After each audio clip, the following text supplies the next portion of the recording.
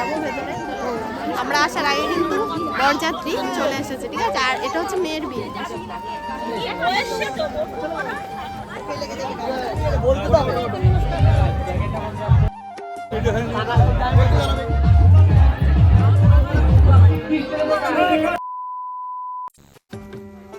Hello everyone, কেমন আছো সবাই? আশা করছি তোমরা সবাই অনেক ভালো আছো, আর আমরাও কিন্তু অনেক অনেক ভালো আছি। ঘড়ির কাঁটায় বাজে হচ্ছে রাত 8টা। এখন যাবো হচ্ছে একটা বিয়ে বাড়ি। চলো বেরিয়ে পড়ি, তারপর আবার তোমাদের সঙ্গে দেখা হচ্ছে।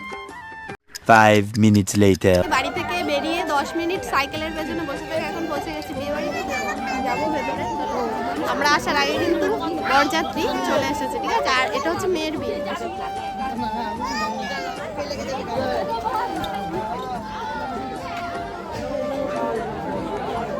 বরযাত্রী তো আগেই চলে এসেছে, তোমাদেরকে তো বলেই দিলাম। আর এদিকে দেখো, ভেতরে ঢুকেই দেখছি বিয়ের সব রিচুয়ালস গুলো ঠিকঠাক ভাবে পালন করা হচ্ছে।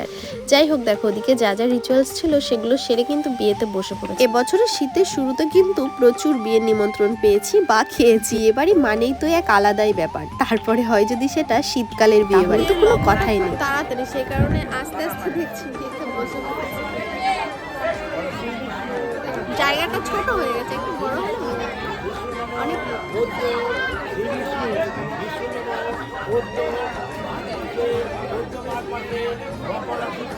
শীত যে খুব একটা বেশি ছিল তা নয়, তবে শীত হোক আর গরম হোক, বিয়ে বাড়ি আসবো আর কফি খাবো না তা তো হতে পারে না। তাই দুজনে 2 কাপ কফি নিয়ে বেশ গল্প করতে করতে কফিটা খেয়েই নিলাম। আর এদিকে এই পুচকুদের দেখো কি সুন্দর আনন্দ করছে। সত্যি কথা বলতে সমস্ত কিছুতেই কিন্তু বাচ্চাদের আনন্দটাই বড়।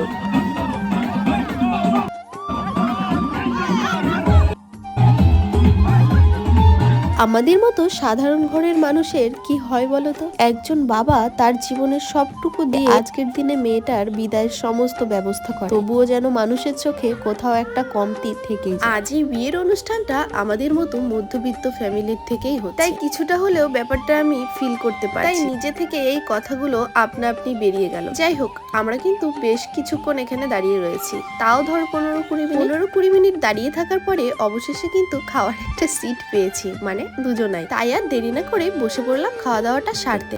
যাই হোক, চলো তাহলে আজকের মতো ব্লগটা এখানেই এন্ড করছি। দেখা হচ্ছে নেক্সট কোনো ব্লগে। ততক্ষণে তোমরা সবাই সুস্থ থেকো এবং ভালো থেকো। টাটা।